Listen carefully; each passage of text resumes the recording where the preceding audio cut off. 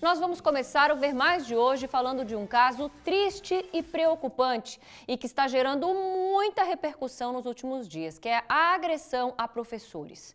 Ontem nós comentamos sobre o caso da professora Márcia Frigg, que afirma ter sido agredida por um aluno em Indaial, aqui em Santa Catarina. Em depoimento à polícia, a educadora disse que a agressão feita pelo aluno, que tem 15 anos de idade, começou porque ela pediu para que ele colocasse o livro em cima da carteira. Ele não obedeceu ao pedido e agrediu fisicamente a professora, né? Ela disse que ele deu um soco no rosto dela que abriu todo o supercílio, como a gente pode até ver em algumas fotos que ela está agredida. Na página do Facebook dela, ela relatou todo o caso e isso repercutiu para todo o Brasil. E o caso é, infelizmente, mais um, porque nós sabemos que todos os dias, Brasil afora, um ou mais professores são agredidos, física ou verbalmente por alunos. Mas por que será que isso estaria acontecendo? Será que nós, pais, estamos pecando de alguma forma na educação dos nossos filhos? Será que estamos transferindo a responsabilidade de educar para a escola, que tem o papel de ensinar, e os professores, transmitir conhecimento? Como será que está essa relação? E a família do jovem, será que pode ser penalizada por essa agressão? É justamente sobre isso que nós vamos conversar com a professora Letícia Veiga Casanova, que é doutora em educação, e o advogado Jefferson Carlos Ponquiroli. Boa tarde, gente. Muito obrigada por terem vindo. Boa tarde. Jefferson, professora. Eu vou começar com o Jefferson para a gente falar da questão legal, Jefferson, que envolve esse caso. A gente sabe que é um menor, né? Ele tem o Estatuto da Criança e do Adolescente, se não me engano, ele é penalizado de que forma se realmente a agressão ficar comprovada, se ele for condenado? Isso, a Constituição Federal, que é a lei máxima do nosso país, ela diz que aqueles menores de 18 anos são inimputáveis, ou seja, eles não sofrem a penalidade conforme a lei penal. Mas eles estão sob amparo de uma legislação especial, que no nosso caso é o ECA, o Estatuto da Criança e do Adolescente. Então, lá no ECA vão ser previstas as penalidades quando cometido, então, um ato infracional.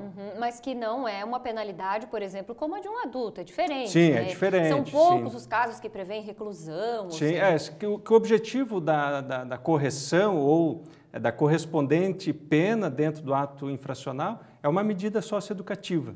Então, quer dizer, o objetivo do Estatuto da Criança e do Adolescente é que aquele menor de 12 a 18 anos que comete um ato infracional, ele tem uma medida capaz de reeducá-lo e fazer a reinserção social. Para ele aprender a ser uma pessoa diferente, digamos assim, e não cometer mais esse ato. Já nós vamos conversar sobre a responsabilidade da família nesse caso, Jefferson. Eu vou perguntar para a professora. Professora, a gente sabe que esse não é o único caso, né? A gente sabe que muitos professores acabam sofrendo agressões, sejam elas morais, físicas, até como a gente viu nesse caso, verbais.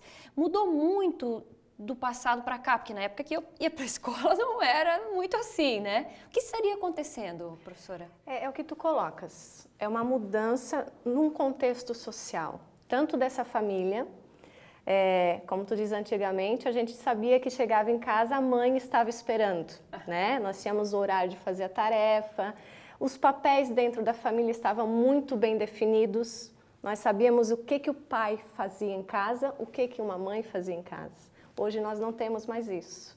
Em contrapartida, o contexto da escola também mudou. Né?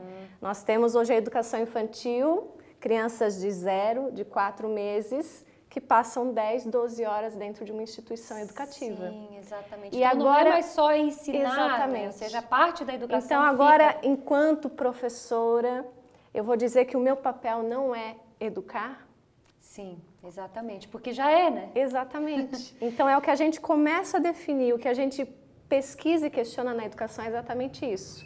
Os papéis mudaram. E o que a gente faz diante de tudo isso? E ficou mais difícil também para os professores, entre aspas, corrigirem ali em sala, né? Hoje em dia já não se pode mais fazer como se fazia antigamente, que tinha castigo até dentro da sala de aulas, né? E claro que ninguém, não pode, né? Claro que ninguém quer que chegue nesse extremo, né? A gente gostaria que não fosse necessário. Mas é muito difícil hoje para um professor até chamar a atenção de um aluno dentro de sala. E o que a gente percebe que falta muito nessa condição é o diálogo, é a conversa, é a construção coletiva, né? Então, a escola muitas vezes determina coisas que não foi conversado com as famílias.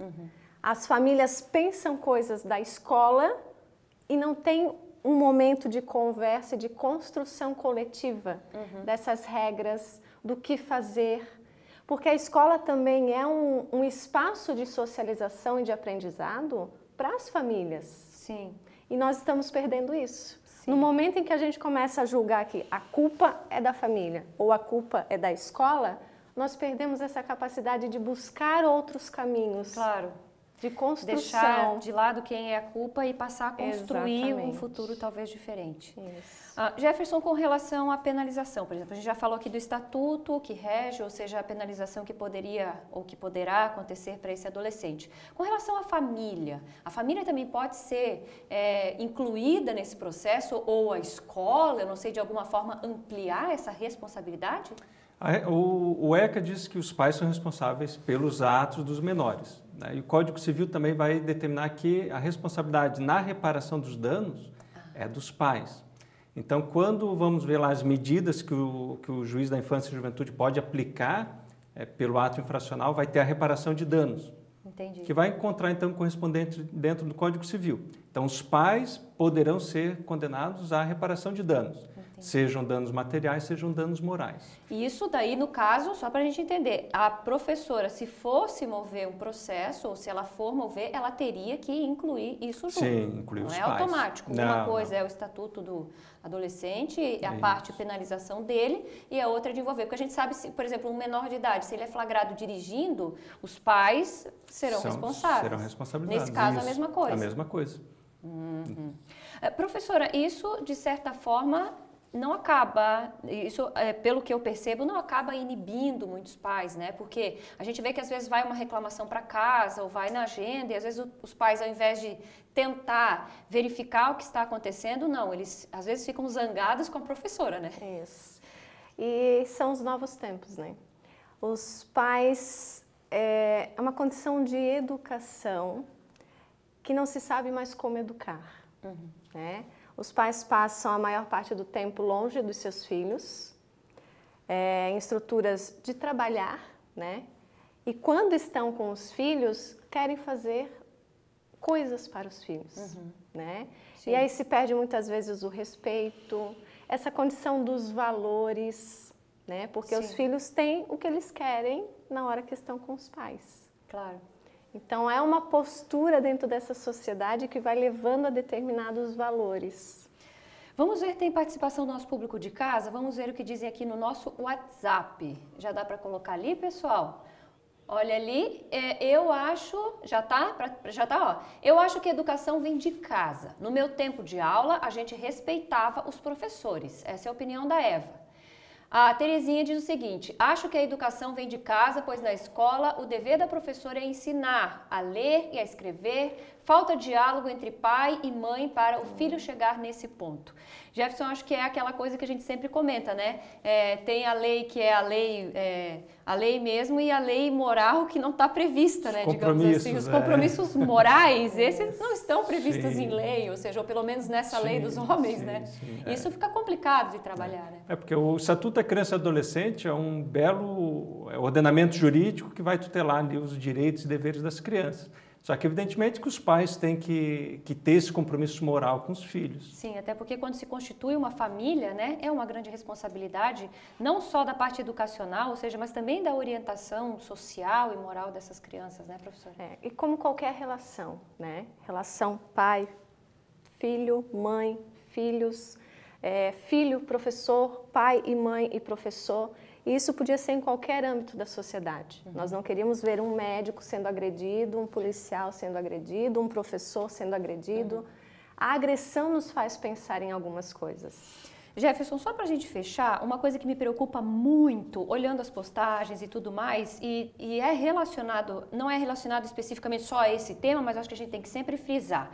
Os comentários do Facebook ali, tem acusações, tem coisas pesadas. Isso também é passível de uma penalização, a né? responsabilidade de cada comentário, de cada compartilhamento de agressão verbal nas redes sociais é passível também de um processo judicial, de uma denúncia criminal. Então, tem que ter muito cuidado ao julgar, porque pode sofrer as sanções legais. Claro, até porque ali é uma prova, inclusive, né, irrefutável. É uma declaração. Está ali, né? Muito obrigada, professora, por estar presente. Obrigada, Jefferson. Obrigado. Sejam sempre bem-vindos aqui no Ver Mais.